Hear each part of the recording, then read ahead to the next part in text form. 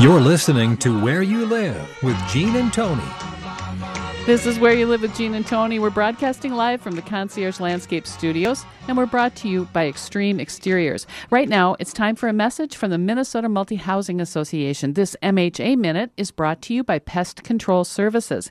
Give Greg Keener a call at Pest Control Services, 952-894-9748, when you need someone reliable and effective.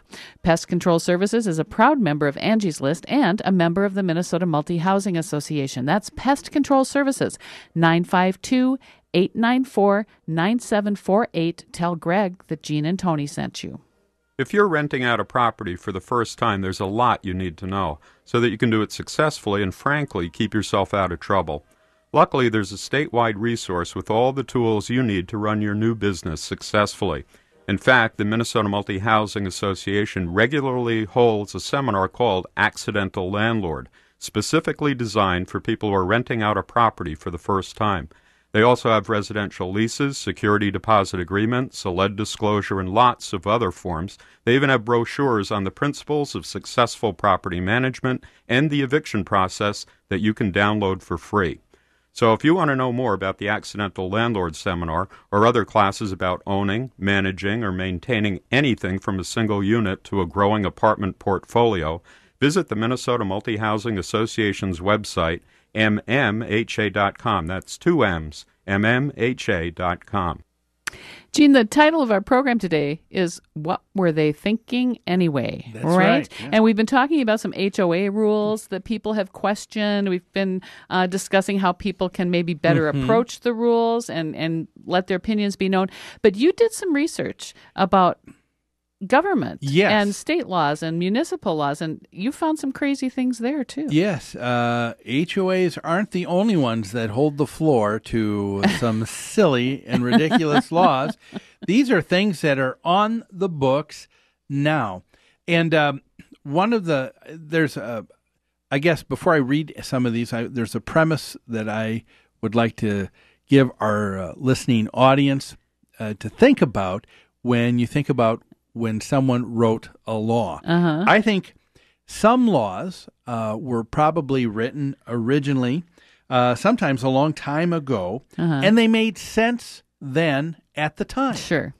You know, case in point would be earlier today when we talked about the association in Phoenix that said, we don't want flyers and posters on telephone poles and mailboxes and light poles at all because it looks kind of trashy. But now and that's that may be a good law. But now something else comes up, someone losing their pet. There's a different situation. Should you think about making an exception?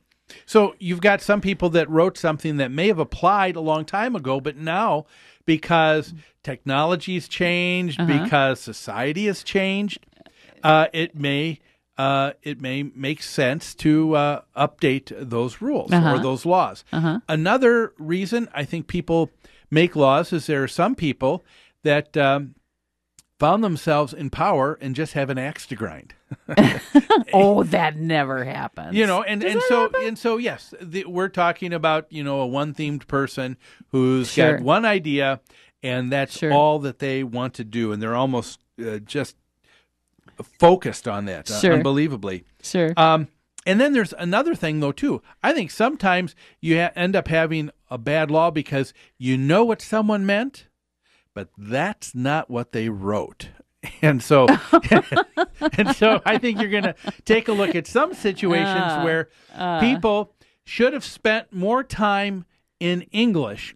In English class in high school before writing because something got lost. State statute, yes, between the thought and the draft. So if you have a weird law or something stupid that's still on the books that you know of, give us a call. We'd love to hear. That's right. What you have. 651-289-4488. Let me give you the first one. Yeah. What did here. you find? Okay. Did you know that in the state of Iowa, it is unlawful for a minister to carry alcohol across state lines without a permit? Okay. Well, that was a big problem, you think? You wonder, you go, oh, well, wait a minute. Is that an issue now? But yes, that is on the books. It's Chapter 221, Section 1 in their state statute. And it's called Purchase and Transportation Permit. And I have to say, this was non-denominational, though. That's right. It wasn't just ministers. They also mentioned priests and rabbis. And they're talking about sacramental wines. Yes, and so let me read it. I've got it right here. It says, any minister, priest, rabbi of any church, sect, denomination, or creed, which uses wines in its sacrificial ceremonies or sacraments, and who desires to purchase and have transported by either intrastate or interstate common carriers, and have possession of such wines, shall before purchasing or transporting such wines apply for and obtain a permit authorizing the sale and the transportation. And so, do you know what? You go, this seems wild. Here's what I vision. That these ministers and rabbis and priests were importing huge trucks full of wine, and I don't know. There was so much of it flooding over the border into Iowa that they just had to come up with some legislation to control it. Yeah, but then you all of a sudden realize, let's take a look of when this was written. Okay. This was written during the time of Prohibition. Okay, well, that casts a whole different light. Doesn't it really, yes, it though? Does. I mean, so here you're talking about alcohol being illegal. There you go. But there was the rule, the law in place, but the United States government, or the state of Iowa, said we need to make an exception for the understanding that this is going to take place. And so when it was written, this was a good law. That's right. And this enabled them to differentiate the ministers and the religious leaders from the bootleggers, right? Because the ministers got a special permit. Yes.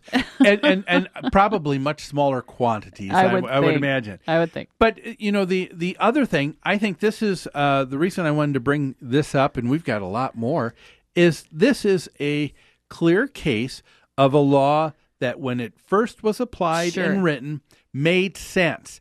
But it's one of those things that most people just kind of forget about. And that very thing happens in a HOA all the time. I mean, how many times have we talked about we pick up an association? I remember one that had 96 pages in their rules and regulations. Oh, my. They had added some, but they never took any away. Okay. And so they didn't realize that they had things that they had doubled and tripled talked about, and other things that didn't apply anymore. Yeah. And so for an HOA, when you take a look at your rules and regulations, one of the things we want to, encourage you about is think about what is there that should be maybe taken out or rewritten. Well, we've got to take a break, folks. We've got a lot more, a whole nother hour of Where You Live with Gene and Tony, when we talk about just what were they thinking anyway, how to develop good rules and regulations for your HOA. We're going to take a break. We'll be back after this.